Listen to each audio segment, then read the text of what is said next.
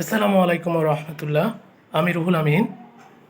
আজকের যে বিষয়টা নিয়ে আমরা আলোচনা করব সেটা হচ্ছে যে ফায়েজ করিমের বাবা ফজলে করিম ভারতে পালিয়ে যাওয়ার সময় বাংলাদেশ সীমান্তে বাংলাদেশ বর্ডার গার্ড বিজিবির হাতে গ্রেপ্তার হন। তিনি সহ আরও তার দুইজন সঙ্গী, তারা তিনজনে একত্রে ভারতে পালিয়ে যাচ্ছিলেন। আজ রাত আজ সকাল ৬টা, মানে আজ সকাল ভোরে, তো ৬টা ৫০ মিনিটে বিজিবির ২৫ ব্যাটালিয়নের একটা দল তখন তাকে গ্রেপ্তার করে বাংলাদেশ ভারত সীমান্ত থেকে গ্রেপ্তার করার পর তাকে বন্দি করা হয় এবং তার বিরুদ্ধে যে অভিযোগ আনা হয়েছে,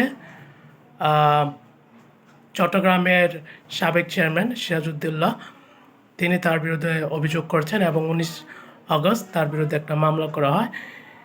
এই মামলার আসামির দায়ে তিনি ভারতে পালিয়ে যাচ্ছিলেন, সো তাই তাকে গ্রেফতার করা হয়।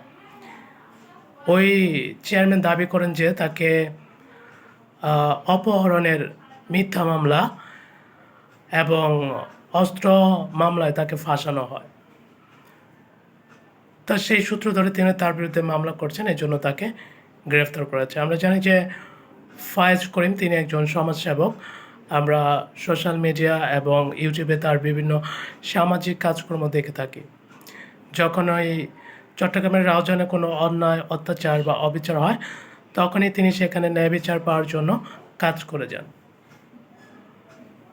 কিন্তু তার বাবা যে একজন অন্যায়কারী, সেটার প্রতিবাদ তিনি কখনো করেননি এবং তিনি সেটা তার বাবাকে বুঝিয়েছে কিনা সেটা আমরা জানি না। তো এখন তার যে ভালো কাজগুলো আছে সেটা তো মানে সেটার ভ্যালুটা কমে গেল। এছাড়া তিনি যখন ছাত্র জনতার যে আন্দোলন আছে সেক্ষেত্রে তিনি কখনো ছাত্র জনতার পক্ষে বা ন্যায়ের পক্ষে কখনো কথা বলেননি। তিনি তখন চুপ করে বসেছিলেন। তখন তার মা লাইফে এসে তিনি কেন আসতে পারেননি, তার বাড়িতে কী কী সমস্যা, ভ্যারাইটিস জিনিস নিয়ে তিনি আলোচনা করেছিলেন। তখন তার যে সামাজিক কাজকর্ম বা আমরা সোশ্যাল মিডিয়াতে তার যে কর্মগুলো আমরা দেখে থাকি, তিনি অন্যায়ের বিরুদ্ধে, অত্যাচারের বিরুদ্ধে তিনি যে ভিডিওগুলো করে ন্যায় বিচার পাইয়ে দিতেন। তারপর যদি কোনো মেয়ে তার শ্বশুর বাড়িতে যদি তার শ্বশুর শাশুড়ি বা পরিবার দ্বারা অত্যাচার নিপীড়ন হতেন, সেটার বিরুদ্ধে তিনি প্রতিবাদ করতেন, সেগুলো তিনি সলভ করতেন। কোনো ছেলে যদি মাদকাসক্ত হয়ে তার বাবা মার সাথে খারাপ ব্যবহার করতেন, সেটাতে তিনি কাজ করতেন। কিন্তু তার বাবা যে একজন অন্যায়কারী, সেটার বিরুদ্ধে তিনি প্রতিবাদ করছেন কিনা আমরা জানি না। আর আমাদের যে ছাত্র জনতা যে আন্দোলন করছিল আওয়ামী লীগের বিরুদ্ধে, কোটা আন্দোলনে যে আন্দোলনটা ছড়িয়ে পড়ে, তখন তিনি নিষ্ক্রিয় ছিলেন, তার কোনো ভূমিকা ছিলেন না। তিনি অন্যায়ের যে সরকার যে অন্যায়ভাবে কতগুলো মানুষকে মেরে ফেলছেন এই নিয়ে তার ফেসবুকে কোনো স্ট্যাটাস দেওয়া হয়নি।